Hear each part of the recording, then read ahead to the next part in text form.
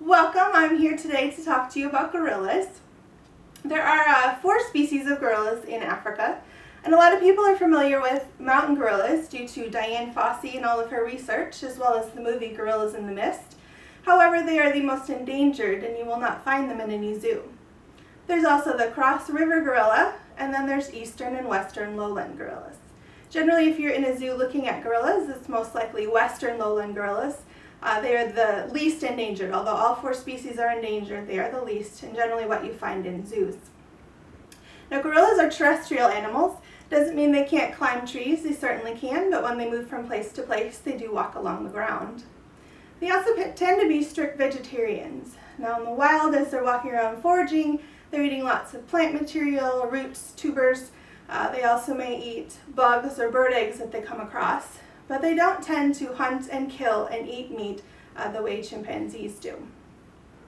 Gorillas do live in troops. Generally it's one full adult male and several females and then their offspring.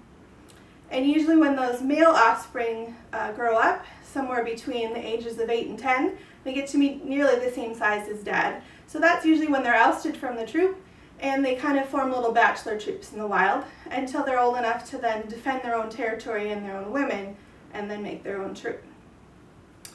Here at the zoo we have a family troop, and so we have one full adult male, and it is a silverback. So it's not a different type of gorilla, it's actually the notation for a full adult male.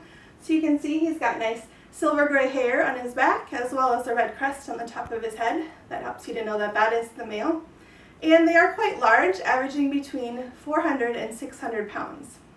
The females are quite a bit smaller, usually averaging 150 to 200 pounds.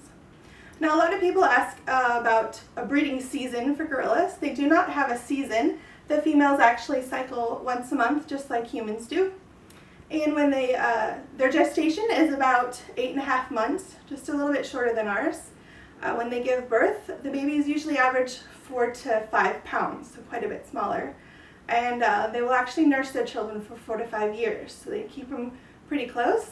The babies are usually able to cling right away, and when mom walks around, the baby will be carried on her back. When you're looking in exhibits at the zoo, you often see things in the exhibit that may look like trash to you. So it might be a cardboard box, a paper bag, some plastic. These things are actually considered enrichment. Enrichment is something we do for the animals every day to stimulate their mind and to change up their environment. So it could be a novel item that's given to them, whether it's a toy to play with. It could be a puzzle feeder, something that they have to work at. It might be something that you don't even see in the exhibit, such as a scent. You use perfume and spices, or even other animal scents. It could be that we've changed up who's with who, so that's called social groupings. And then we also do training, and that is considered enrichment as well. The training that we do at the zoo is positive reinforcement training. Basically, when we ask them to do a behavior, they do it correctly, they get a reward. And what we do, if we don't train tricks, what we do train are called husbandry behaviors. And husbandry is mainly how we take care of the animals. So they are trained to participate in their own health care. Most of them know their names, they know to come sit in a certain spot, and then they're taught how to present body parts. This is so that we can get a good look at the full gorilla to make sure that everything's healthy. So they might show us hands and feet. We can look for wounds. They might open their mouth so we can see what their teeth are like. They might put up their ears so we can get a temperature, a shoulder so we can give them a shot, or they might be trained to get on a scale. All of this helps us to make sure that the animals are fully healthy. So now that you know a lot about gorillas, hopefully you're wanting to help them in the wild. Now, the problems that they have in the wild is mainly habitat loss, and it's due to something called coltan. Now, coltan is a mineral that's used in cell phones and electronic products.